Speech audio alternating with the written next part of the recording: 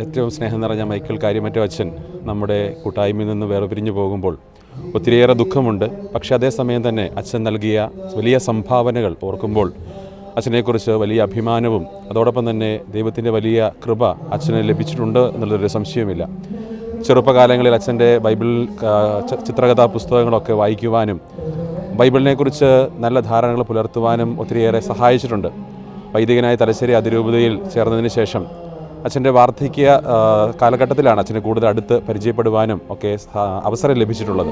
അച്ഛൻ പ്രീസ്റ്റ് ഹോമിലായിരിക്കുമ്പോൾ പല അവസരങ്ങളിൽ അച്ഛനെ കാണുവാനും അച്ഛനോട് ഒത്തിരിയേറെ സംസാരിക്കുവാനും ദൈവം അവസരം തന്നിട്ടുണ്ട്.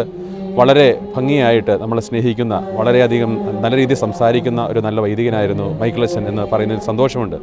മാത്രമല്ല അച്ഛനെക്കുറിച്ച് പ്രത്യേകമായിട്ട് ഓർക്കുന്നത് അച്ഛന് മരണത്തെക്കുറിച്ചുള്ള നല്ല കാഴ്ചപ്പാടുകൾ ഉണ്ടായിരുന്നു എന്നുള്ളത് തന്നെയാണ്.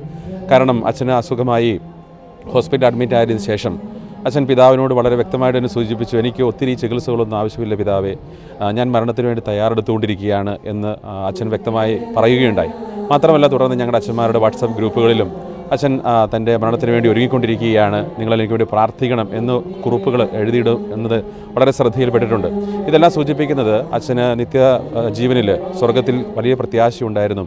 അതിനുവേണ്ടി അച്ഛൻ ഏറ്റവും ആത്മാർത്ഥമായി ഒരുങ്ങിയിരുന്നു എന്നുള്ളതും തന്നെയാണ്. അതിനാൽ ഈ അവസരത്തിൽ അച്ഛൻ്റെ ആത്മാവിന് നിത്യശാന്തി നേരുകയും പ്രാർത്ഥിക്കുകയും ചെയ്യുന്നു.